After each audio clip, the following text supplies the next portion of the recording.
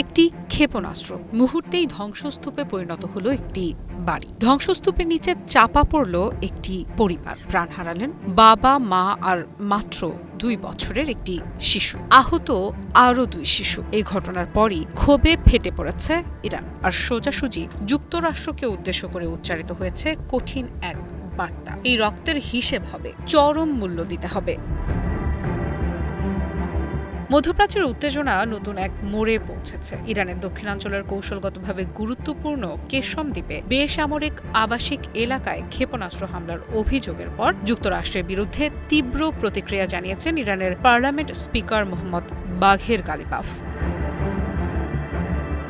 সামাজিক যোগাযোগ মাধ্যম এক্সে দেওয়া এক বার্তায় তিনি বলেন, কেশম দ্বীপে সাধারণ মানুষের বাড়িতে হামলা কোনো দুর্ঘটনা নয়, বরং এটি ইরানের দক্ষিণাঞ্চলের মিনাব ও লারমেদে যুক্তরাষ্ট্রের আগের হামলার ধারাবাহিকতা। গালিবাফের অভিযোগ, যুদ্ধক্ষেত্রে যে লক্ষ্য অর্জন করা যাচ্ছে না তার প্রতিশোধ এখন নিরীহ নারী ও শিশুদের ওপর নেওয়া হচ্ছে। তার ভাষায়, যুক্তরাষ্ট্র প্রতিদিন নতুন নতুন অপরাধের মাধ্যমে নিজেদের হাত রক্তে রঞ্জিত করছে। যুদ্ধের ময়দানে যে আঘাত পেয়েছে তার প্রতিশোধ তারা নিরপরাধ মানুষের রক্ত ঝরিয়ে নিতে চাইছে, কিন্তু তারা ভুলে যাচ্ছে এই অপরাধের মূল্য একদিন তাদের দিতেই হবে। ইরানি কর্মকর্তাদের দাবি, 30 জুলাই যুক্তরাষ্ট্র ইরানের দক্ষিণাঞ্চলের একাধিক স্থানে ক্ষেপণাস্ত্র হামলা চালায়। লক্ষ্যবস্তু ছিল কেশম দ্বীপ ছাড়াও বুশেহর, ফার্স এবং খুজেস্তান প্রদেশের কয়েকটি এলাকা।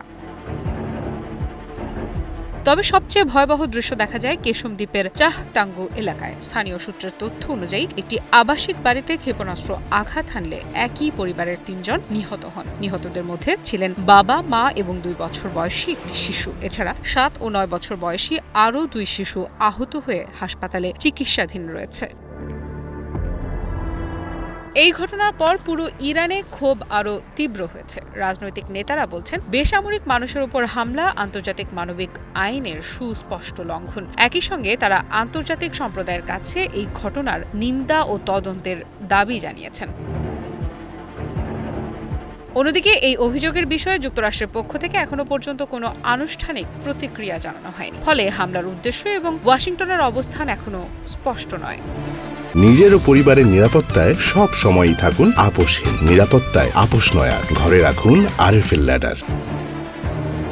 বিশ্লেষকদের মতে, কেশম দ্বীপের এই ঘটনা শুধু একটি হামলার ঘটনা নয়, এটি ইরান যুক্তরাষ্ট্র উত্তেজনাকে আরো বিপজ্জনক দিকে নিয়ে যেতে পারে। কারণ ইরানের শীর্ষ পর্যায় থেকে প্রকাশ্যে চরম মূল্য দেওয়ার হুঁশিয়ারি এসেছে। আর এমন বক্তব্যের পর মধ্যপ্রাচ্যে নতুন করে প্রতিশোধমূলক পদক্ষেপের আশঙ্কা উড়িয়ে দেওয়া যাচ্ছে না।